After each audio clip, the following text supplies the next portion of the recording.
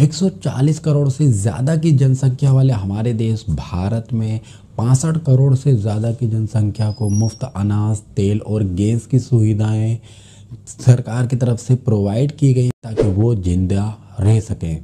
गांव में रहने वाले 80% से ज़्यादा लोगों ने मनरेगा के ज़रिए मजदूरी काम करके अपने जीवन यापन के लिए कमाई करने पर मजबूर हो गए। हमारे देश की 100 करोड़ से ज़्यादा की आबादी छोटी मोटी मजदूरी और कारोबार करके अपनी ज़िंदगी को गुजर बसर कर लेती है।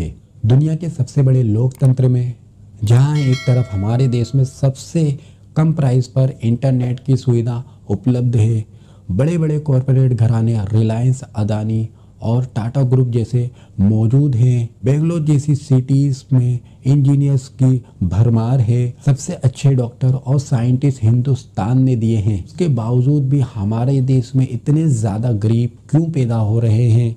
हमारा देश क्यों पिछड़ता जा रहा है?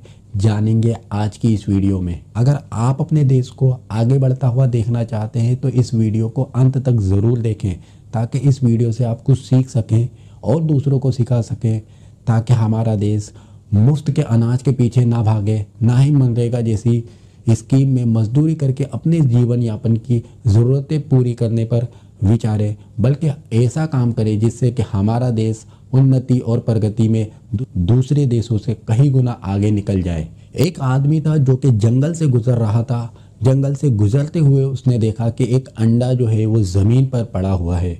उसने ये ख्याल किया कि कहीं ऐसा ना हो कि इसे कोई सांप खा ले या पड़े पड़े ये सड़ जाए। उसने उस अंडे को अपने पास रख लिया और अपने घर ले आया। उसने उस अंडे को अपनी मुर्गियों के अंडों के साथ रख दिया। कुछ दिनों बाद जब मुर्गियों के चूजे निकले तो उस अंडे से भी बाज का एक बच्चा निकला।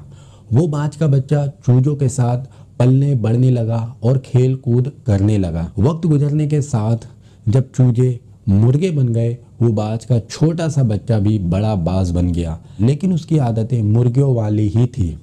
एक दिन उसने आसमान में देखा एक बड़ा सा परिंदा पंख फैलाए उड़ रहा था और आसमान की सैर कर रहा था। उसने ये ख्याल किया, काश मेरे परों में भी ये ताकत होती, काश मैं भी उड़ पाता तो मैं भी इसी की तरह उड़ता। हकीकत में दोस्तों वो बाज था। उसके अंदर काबिलियत तो बाज वाली थी, लेकिन आदतें मुर्गियों वाली थी, जिसकी वजह से वो उड़ नहीं पा रहा था।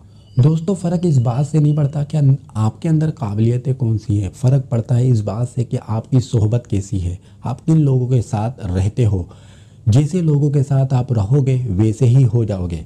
हम हमारे आसपास ऐसे लोगों को देखते हैं जो हमसे अलग रहते थे और आने वाले वक्त में वो कामयाब हुए और उन्होंने हमसे बेहतर ज़िंदगी अपना ली।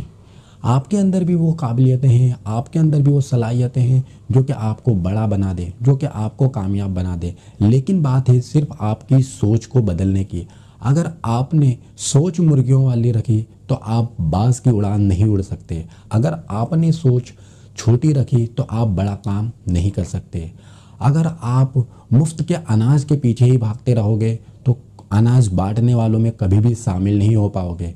अगर आप मांगने वालों के साथ रहोगे तो देने वाले कभी नहीं बन पाओगे। हमारे देश में अपॉर्चुनिटीज़ की कमी नहीं है।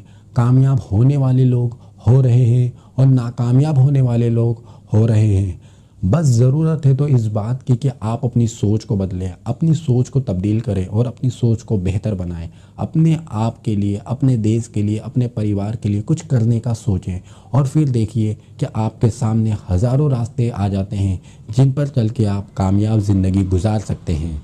आज हमारा देश दुनिया के 200 देशों में 105 नंबर पर है हंगर इंडेक्स में। हमारे देश में भूखे मरने वालों की संख्या दिन ब दिन बढ़ती जा रही है क्योंकि उन्होंने अपनी सोच को छोटा कर लिया है। अगर आप अपनी सोच को बढ़ाओगे, अगर आप अपने जज्बे को बढ़ाओगे, अगर आप अपनी एजुकेशन को बढ़ाओगे तो एक दिन ज़रूर कामयाब होगे। और आपकी कामयाबी से सिर्फ आप कामयाब नहीं होगे बल्कि ये देश कामयाब होगा और इस देश की तरक्की होगी और ये देश आगे बढ़ेगा।